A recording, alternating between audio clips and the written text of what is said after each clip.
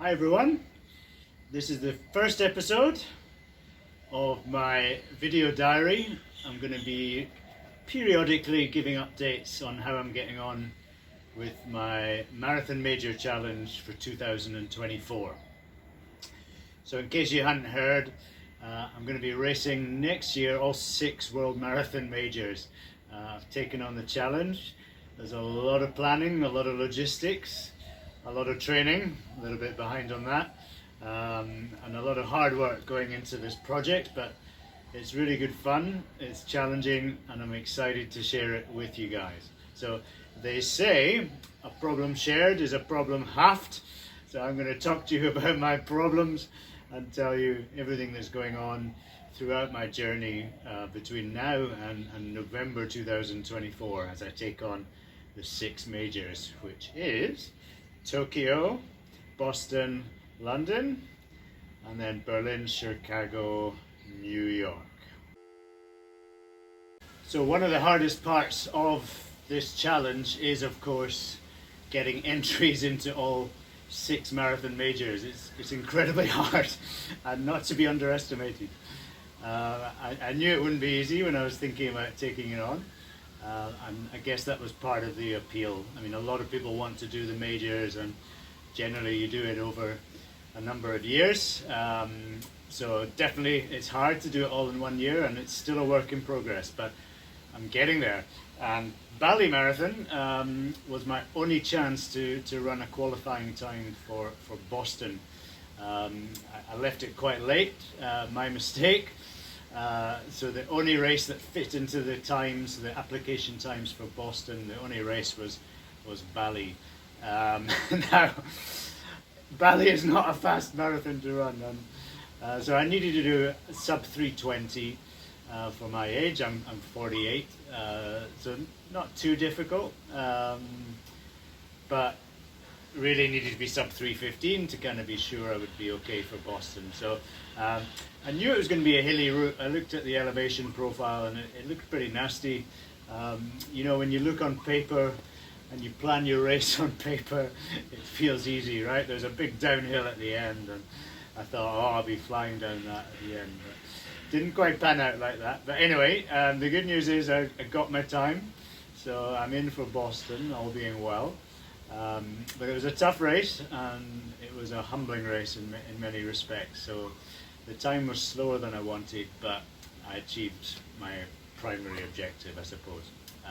So Bali Marathon Pros, it's an interesting course. You go through lots of villages, there's loads of people cheering you on. That was nice. See the rice fields, really cool. Very, very well organized event, like loads of drink stations, loads of stuff after the race. So it was a good experience. But on the cons, super hilly, so it was a really tough route, and my calves took a real pounding, very close to cramping at the end because of the hills, which was tough. But the main issue was the congestion. So the 42k route merges with the 21k route, which is not ideal. So actually at about 19 or 20k, I hit the back of the 21k runners, and I knew from the pacing balloons how far back I was in that group. So it was really hard work to try and fight through them. So that was tough. You know, you lose your rhythm. I was in a good place at halfway, but then that cost me time. Then eventually the course goes away, and I thought, okay, we're good. But then after about 3k, it merges again, and I was at the back of the 21k runners again. So that was really dispiriting, and took a lot of mental willpower to sort of keep going. But anyway, I fought through, and I got the time I needed, even though it was a bit disappointing. But yeah, done. So what's next?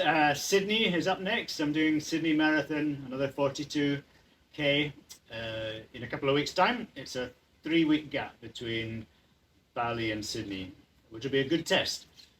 That's a similar gap to some of the marathon majors.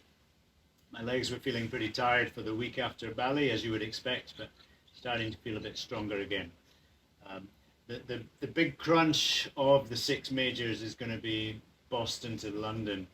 There is a 1-week gap, but actually it's not. It's 5.5 days, because Boston is on a Monday and then London is on the Sunday, but then you've got the time difference, so you lose, I think, something like 6 hours. So by the time I finish Boston and start London, it's about 5.5 days. So that's going to be super tough. I mean, the body cannot really recover in that time. So we'll have to see how that pans out. So that was in my head this week when I was seeing how many days it took me to recover from Bali. Anyway, Sydney, looking forward to that very much. It's fast, it's flat, cool weather. There's not going to be any merging routes, so I'm hoping to do a better time. It's going to be one to get my confidence back a little bit. So I need to run a time. I need to run a qualifying time for London and also for New York. So definitely looking for a good sub 3. Hopefully can run that one well.